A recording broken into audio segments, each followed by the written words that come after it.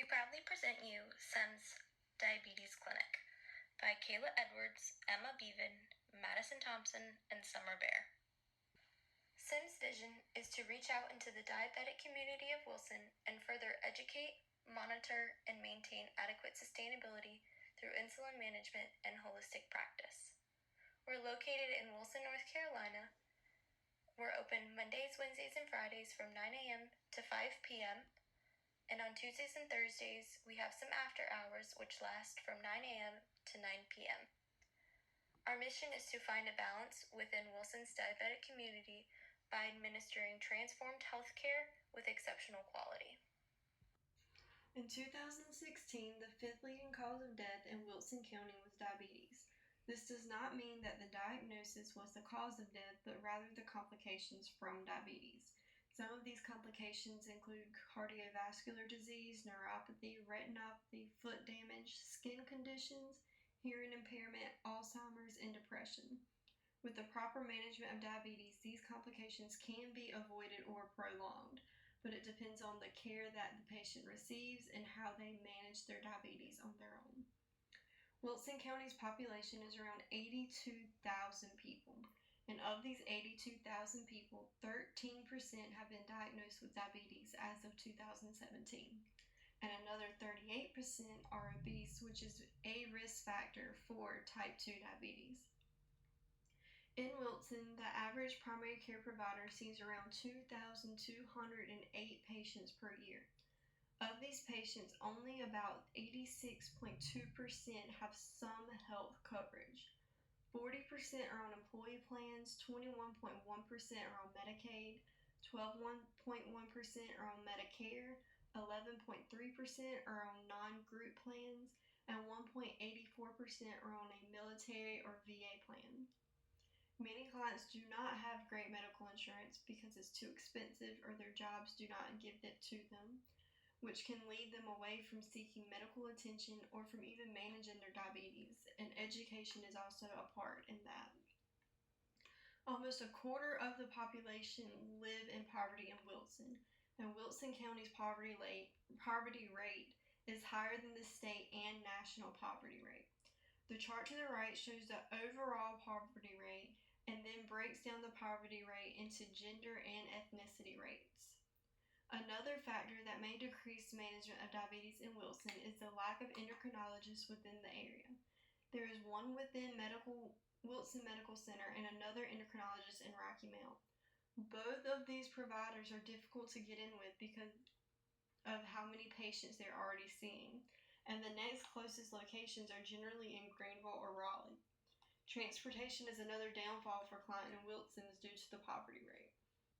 CEMS Diabetes Clinic will be located at 1812 Glendale Drive, which is down the street from Wilson Medical Center and across the street from Wilson Health Department. This location is within walking distance of the bus stop located by Wilson Medical Center, which ensures the clinic is accessible to various patients. There are numerous other healthcare facilities within a 2-mile radius of the clinic as well. Some of the other healthcare facilities include Wilson Family Practice Center, Wilson Wound Healing Center, Wilson Outpatient Imaging Center, Eastern Carolina Pediatrics, LabCorp, and several others. With these other medical offices being close by, patients will not have to go far for referrals to other medical specialists. This also comes in handy since we will be partnering with LabCorp for labs for our patients. The office building is listed at $495,000 through Market Leader Realty in Century 21. The tax value of the office as of 2015 was $375,614. The office was built in 1992 and was previously Eastern North Carolina Medical Group, which closed March 31st of 2018. Since the building was previously a medical office, there's a lot of equipment that has been left behind that is available for purchase as well. There's a sign on the property roadside for advertisement in the clinic name. This monthly payment for the building will include a 5% mortgage rate, property tax of $426, insurance of $80, and mortgage insurance of $87. This will bring the monthly payment for the building to a total of $3,251. The location of the office is available for Greenlight Community Broadband for internet, cable, and phone, Wilson Energy Electric for electricity, Wilson Energy Gas, Wilson Portable Water Services, Wilson Sanitary Sewer Services, and Wilson Environmental Services. There are 2 entryways into the parking lot of CEMS that should help with coming and going patient and employee traffic congestion. The clinic will have convenient parking in the front for patients as well as an additional parking lot in the back for employees that will be easily accessible and convenient as well. Within the clinic, there are 5 examination rooms, which will be used for client care, and 1 examination room will be tailored for our pediatric clients and their families to help support them during the visit. Within the clinic, there is also 2 private offices that will be used for client consultations, education workshops, and various other educational classes for our patients. These offices are large enough to hold 10 people, and accommodations can be made for larger classes. The clinic also provides a sheltered drop-off zone and 2 outdoor patios to the left and right of the main entrance. With the sheltered drop-off zone, patients will not have to worry about the weather or a long walk from the parking lot. This will be convenient for elderly patients, disabled patients, or patients with children as well. Both outdoor patios are connected to the parking lot. The patios to the right of the building has an open area with benches and a fish pond. Both patio areas can be utilized for outdoor education classes, relaxation techniques, and a way to alleviate nerves before and after visits. Diabetes is a chronic condition that affects the way the body turns energy into food and is characterized by high blood sugar. For someone who doesn't have diabetes, the food that they eat will get broken down into glucose molecules, which are the main source of energy for the body. The glucose molecules are then sent to the bloodstream, and normally the pancreas will release a hormone called insulin, and when it's released, it acts like a key for the glucose to go from the bloodstream to the body to be used effectively. The 2 main types of diabetes are type 1 and type 2. They're both chronic conditions that affect the way the body regulates glucose. The main difference between them is that type 1 diabetes is not preventable, while type 2 is completely preventable. In type 1 diabetes, the immune system mistakenly attacks the insulin-producing cells in the pancreas, and the cause of it is unknown, and the only risk factors associated with this type are non-modifiable, like age, genetics, and family history. In type 2, the pancreas can produce some insulin, but it doesn't produce enough or doesn't work properly. Type 2 is the most common and is associated with many modifiable risk factors like low physical activity, poor diet, and excess body weight. Since type 1 diabetes is not preventable, they're going to need to be covered with insulin their whole lives. But because type 2 diabetes is preventable, the interventions aimed at this risk group are early education and lifestyle changes for people who are at risk for or who have prediabetes.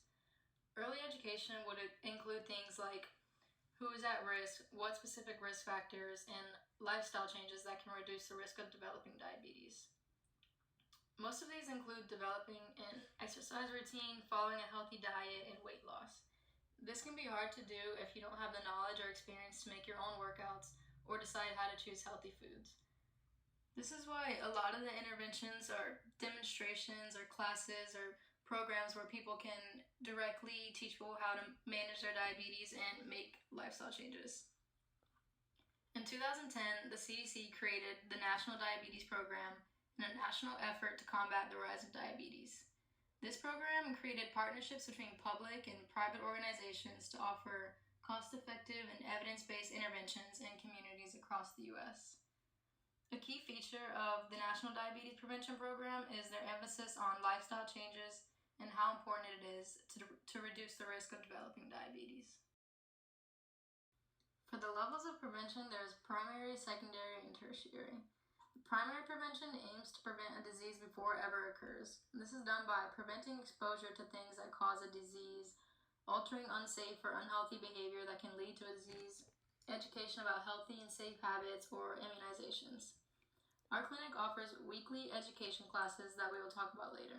We also offer a 1-hour private consultation with our endocrinologist, diabetic nurse educator. We also refer our younger clients to a summer camp for children who are already diagnosed with diabetes. For secondary prevention, this aims to reduce the impact of the disease by detecting and screening at the earliest point possible. This is done by having regular exams and having screening tests like a mammogram or blood pressure testing. Our clinic offers regular blood work and lab testing to monitor A1C levels and other important lab values.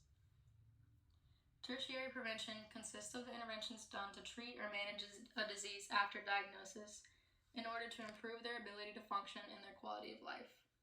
Our clinic offers diabetic medication, insulin administration, help with glucose monitoring and control, wound care, and a diabetic kit that we will also talk about later.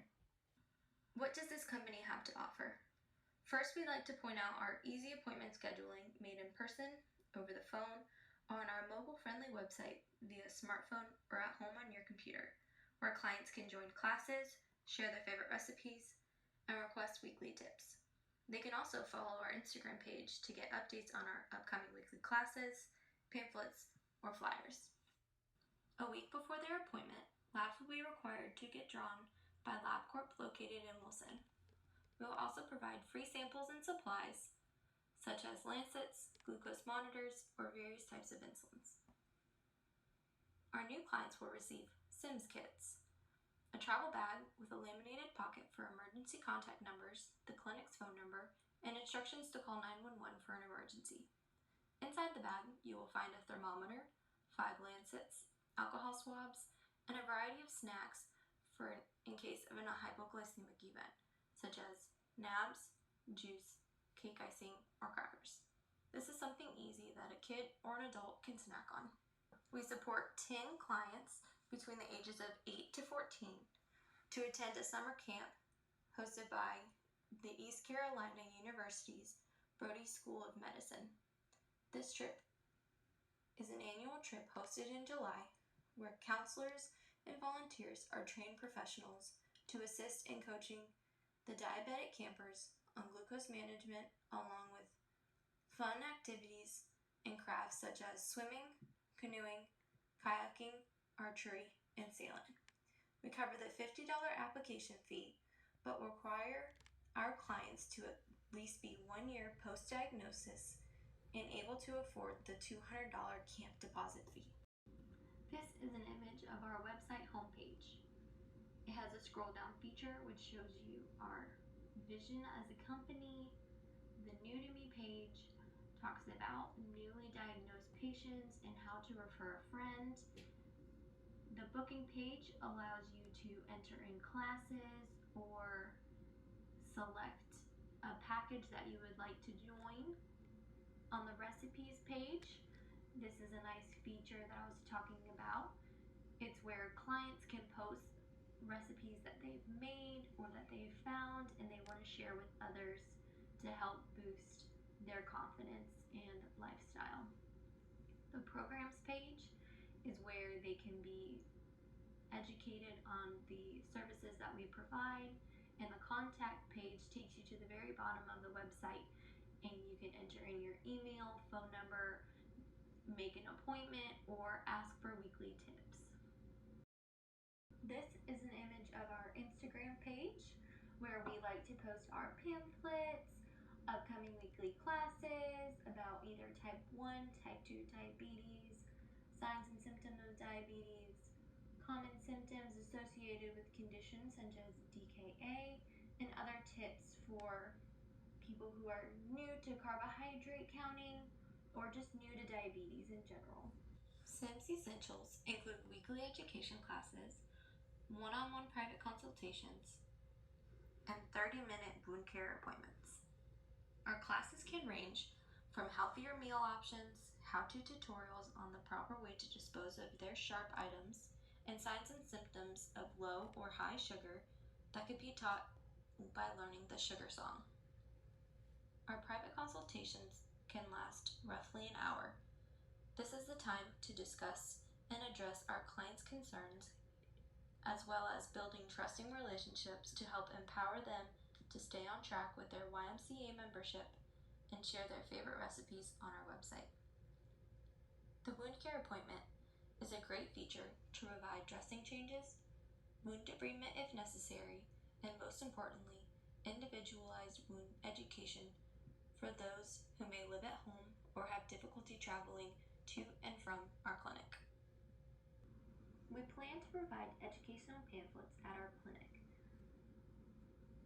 This would include the information on type 1, type 2 diabetes, signs and symptoms of DKA, and other similar diabetic conditions.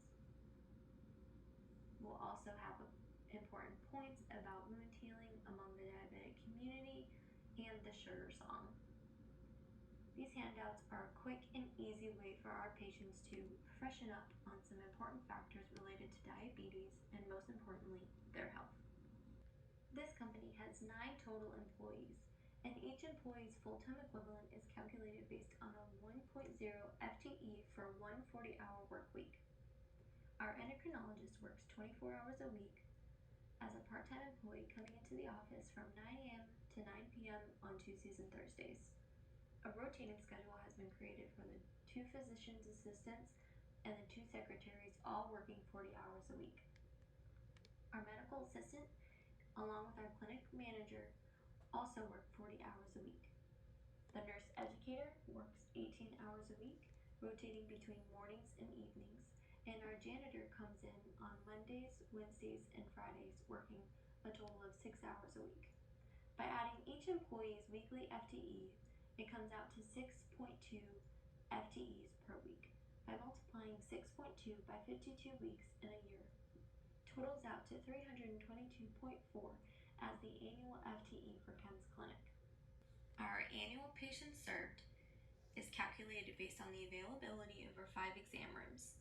We have 16 appointment times during the hours of 9 a.m. to 5 p.m., 5 days a week. And with 8 appointment times available during our after hours on Tuesdays and Thursdays, this gives us 480 possible patients that we can see in 1 week. If we multiply this number by 52 weeks in a year, it totals out to 24,960 possible patients. So for our clinic, we wanted to find a simple and more time-efficient way to do our scheduling, because I know this can be a very time-consuming thing for management to do. So we found a software called Homebase. This is a comprehensive, all-inclusive type software that also includes payroll services, self-scheduling options, a team communication component, and hiring forms. So there's both website and app capability, making it very convenient for employees to add their scheduling preferences, communicate with management and coworkers, and get quick updates on things like scheduling changes and payroll. The software even sends out reminder messages prior to when employees' shifts start, which is complete with travel time and traffic updates.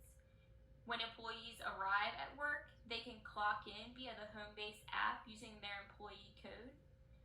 For management, this is also a great software. It makes scheduling so much more easy. So what management does is they go into the app, they set preset guidelines for scheduling, which can include things like a certain amount of hours that employees can work, and also certain days of the week that employees can schedule to work. And then the employees go in and put in their scheduling preferences. The software collaborates with 2 of those, and it proposes a schedule which it sends to management.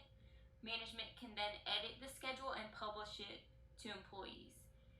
When it comes to hiring, Homebase enables management to post jobs, view applications, communicate with prospective employees, and schedule interviews all through the website. Another great thing about Homebase is they stay up to date on all current events. Throughout the past week, I've received multiple emails from them regarding COVID-19. On April 15th, they're actually going to be hosting an online webinar, which is going to include aid packages available to offset payroll costs during this time, and also just give some general tips on how to keep employees safe. So initially, creating a budget for a new business can be sort of a daunting task.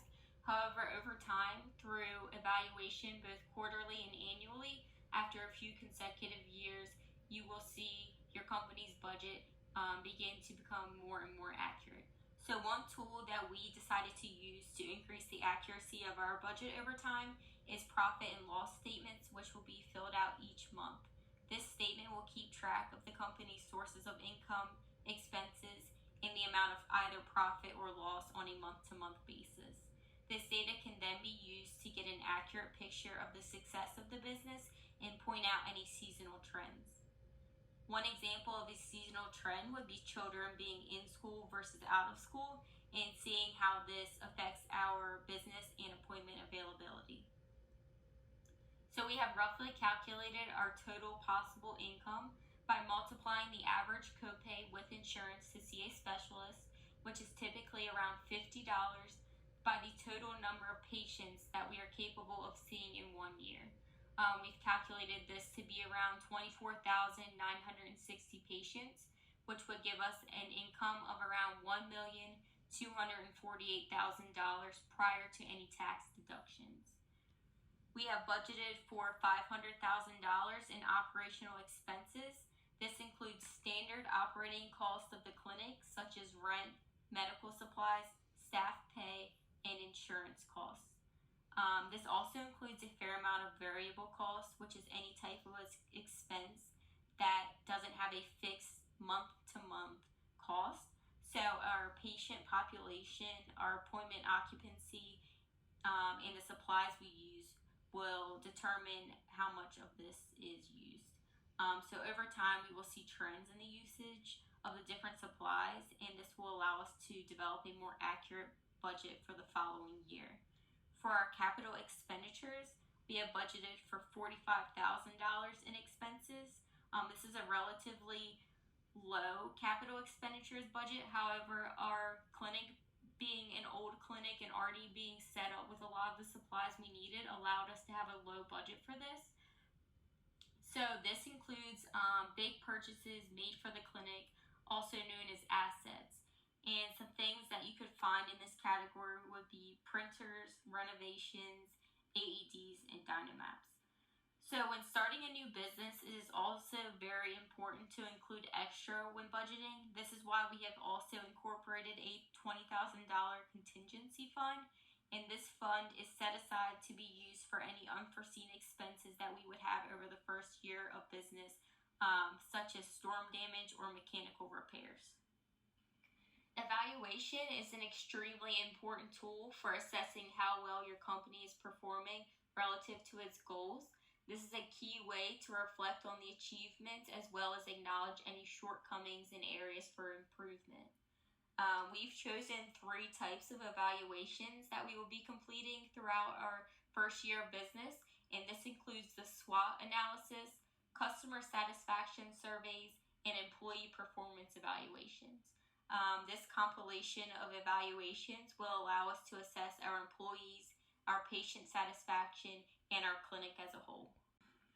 We will be completing a SWOT analysis 2 times a year, and as many of you may know, a SWOT analysis stands for strengths, weaknesses, opportunities, and threats. The analysis identifies strengths and weaknesses within the company and opportunities and threats outside the company. So the results of the analysis should be used to your company's advantage in order to provide the best outcome. For example, important threats coupled by a company's weakness can put your business in danger. So you always want to make sure where you have a threat, you also have a strength within your company. For this reason, you should never underestimate the results of a SWOT analysis, and you should always work to improve your business based on the results of this. So one of the threats to our company was that our original business hours took place during normal work and school hours. For this reason, we've added extended hour care on Tuesdays and Thursdays from 5 p.m. to 9 p.m. And this way, there's time for patients to come in for appointments after work or school. Customer satisfaction is a huge part of any business, so we will be evaluating our customer satisfaction every 3 months. This will give us insight, which will further drive our business decisions and goals. We will be sending out our customer satisfaction surveys on multiple different platforms, including email, text message. They will also be available on our website, and we will have a kiosk available at the front desk to complete them. There's a saying that basically states that it costs more money to attract a new customer than it does to keep an existing one. So this just means that it's very important for us to retain our customers and to have happy customers and build loyal relationships with them, because they will in turn advocate for our business and be good advertisement for us. Lastly, we will be evaluating our employees once every 3 months. I know oftentimes businesses evaluate their employees once a year. However, with us being a new business, we felt as though it may be necessary to have more frequent evaluations. And what this will allow us to do is to remind our employees of the expectations of the business, review any goals, and revise any goals we may have with them. And it also provides us with a time to discuss strong performance points of our employees and shortcomings and how to improve upon them.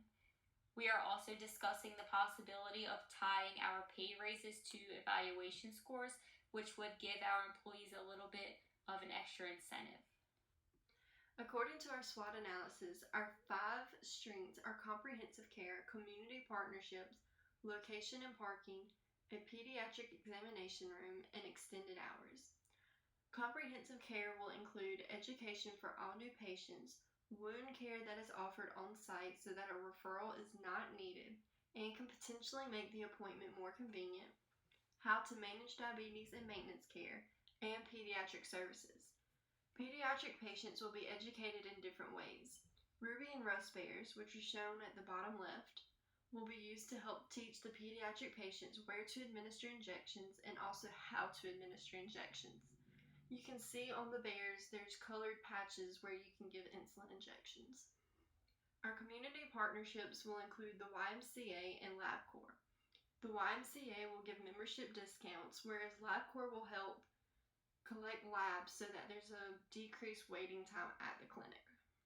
Within the clinic, there are 2 suites, 5 exam rooms, 2 private offices, a staff room, a staff lounge, a triage room, a reception and/or waiting room, a shelter drop-off zone, patient and employee parking, outdoor seating, and a fish pond in the side patio.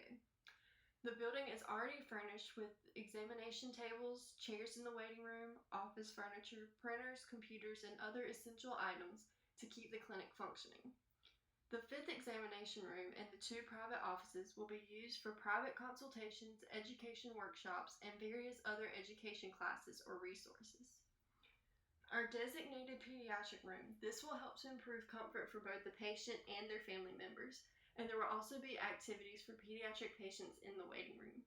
Our 5 opportunities include education classes, operation hours, emergency kits, camp needles, and schools within Wilson.